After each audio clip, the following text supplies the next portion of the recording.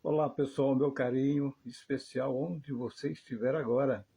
Um grande abraço para você, Otávio Hayashida. Talvez você não me conheça, né?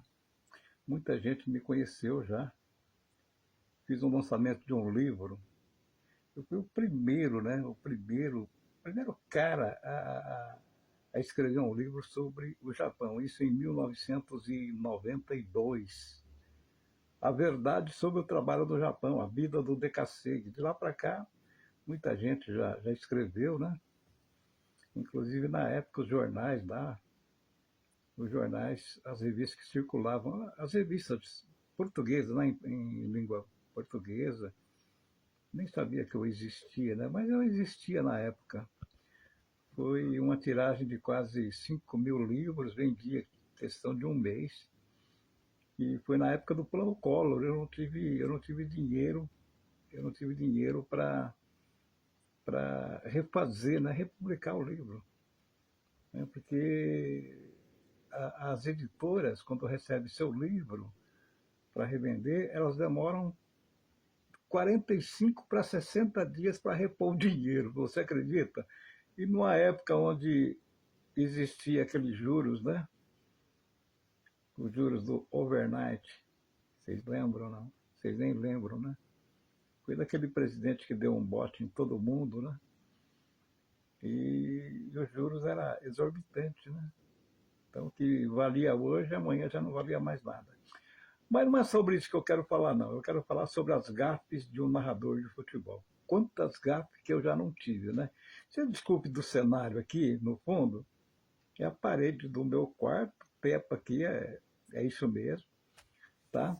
É uma casa antiga, né? Uma casa muito antiga, onde eu passei minha infância, tá? E não se incomode muito com a minha fala meia xoxa. É que eu tô sem a parte de cima, como é que chama? Prótese, né? A prótese de cima é complicado, né? Complicado que eu também não me acostumo com a prótese. É melhor falar quase que banguelo, né? Mas com essa banguelice que eu estou aqui, eu eu estou no aplicativo do Star Maker e lá vocês podem conferir. Lá vocês podem conferir que eu canto lá músicas, né, que eu nunca imaginei cantar, de cantores igual Roberto Carlos, Amado Batista, Zezé de Camargo, Leonardo. É, nossa, quantos cantores, né? E eu imaginava entrar no aplicativo, olha, estou mudando de assunto. Eu imaginava entrar no aplicativo só para cantar 2 ou 3 músicas. Sou fã do Antônio Marcos e também do Dar José. Imaginava que eu tinha a voz do Antônio Marcos, e não tenho. Os comentários que eu tenho quando eu canto Antônio Marcos não dá nada, mas quando eu canto outros cantores, nossa, vem uma enxurrada de comentários. De cada comentário que aparece no, no meu site lá, eu digo que cada comentário é uma música que eu vou guardar aqui no meu coração. Né? Obrigado, gente. Mas, mudando de assunto, né? Vamos partir para o futebol, né? Mas falando em futebol, sabe quando começou? Quando começou a eu militar no rádio. Nem militar no rádio, a pegar no microfone, porque a maior dificuldade das pessoas hoje, eu acho que hoje há de muito tempo, né? É você pegar no microfone não é tanto, né? Depois é você falar. É você coordenar o seu microfone com a sua mente, aquilo que você vai falar, se está bem ou não está, porque muitas vezes você não tem um retorno.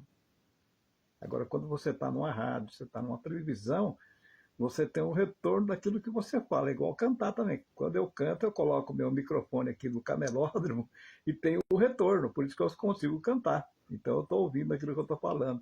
Mas quando você é entrevistado, você não tem um retorno, não é? Então é complicado, muita gente se atropela nisso daí.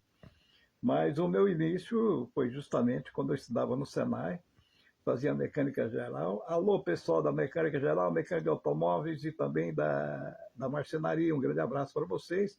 Aos funcionários do Senai daquela época, né? Se ainda estão nativos igual eu aqui, quase no bico do corvo, né? Mas a maioria já deve estar aposentado, né? Muita gente já está no outro lado do mundo, né? Mas como a gente não está, a gente vai colocando a história aqui para ficar gravado, tá certo?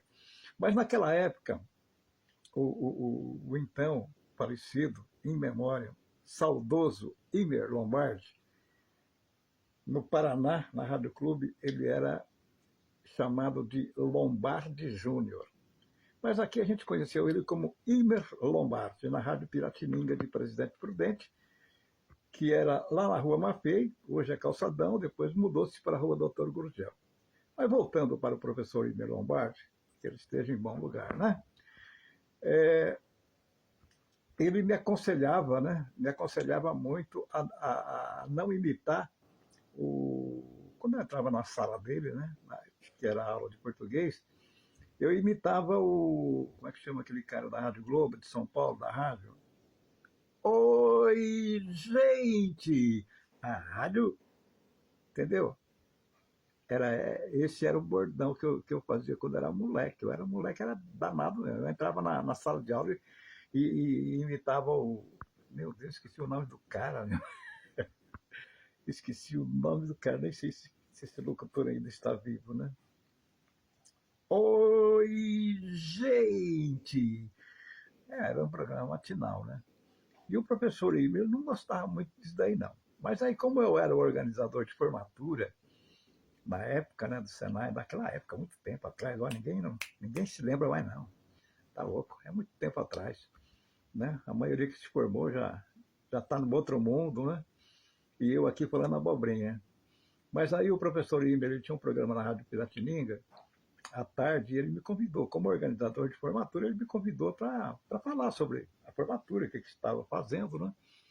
E aí, durante o programa, ele me convidou a falar, me entregou o microfone e adivinha, ficou uns 30 segundos, parecia que a emissora estava fora do ar, não consegui falar nada, absolutamente nada. Mas ele, depois de uma certa época que eu trabalhava nas emissoras, eu trabalhei muito em emissora aqui de Presidente Prudente, emissora de Marília, emissora, fazia até umas pontas na emissora na Centro-Oeste de Garça, trabalhei um tempo na radiodifusora de Campo Grande, inclusive na TV de Campo Grande. Agora, em Prudente, aqui eu trabalhei na Manchete. Não sei se vocês lembram, mas a TV Fronteira aqui era da Manchete, sabia, né? Começou com a Manchete. E nós que fazíamos o programa de esporte lá. Óbvio, eu era um convidado, né? Me sentia todo naquela época. Hoje o pessoal está muito profissional, né? Mas naquela época ia de qualquer jeito mesmo. Aí empurrava com a barriga, né? E o povo aceitava. Certo? Mas uma certa época, né, o Imer, já de cabelos brancos, ele estava na Rádio Clube de Curitiba, ele veio para Prudente, onde o Corinthians, naquela época, estava no auge. E foi uma partida de futebol que ele lotou, não sei se foi contra o Maria, lotou o Prudentão, deu 10, 12 ou 15 mil pessoas naquela época. Hoje o Prudentão comporta o quê? 3, 4 mil pessoas, né? Quando é jogo bom ainda, né? Mas naquela época, se o Corinthians tivesse ganhado do Marília, o Prudentão ia lotar com o jogo do Corinthians, não do Coringão, não, do Corinthians. Certo? Aí o Imer Lombardi, ele estava nas cadeiras e subiu até, no primeiro tempo, subiu até a cabine e veio me abraçar, me cumprimentar, e ele me aconselhou, né? Me aconselhou, eu não esqueço até hoje, ele me aconselhou, Otávio, você narra tão rápido no primeiro tempo que você toma cuidado, que no segundo tempo você pode perder a voz e não ter voz para narrar um gol.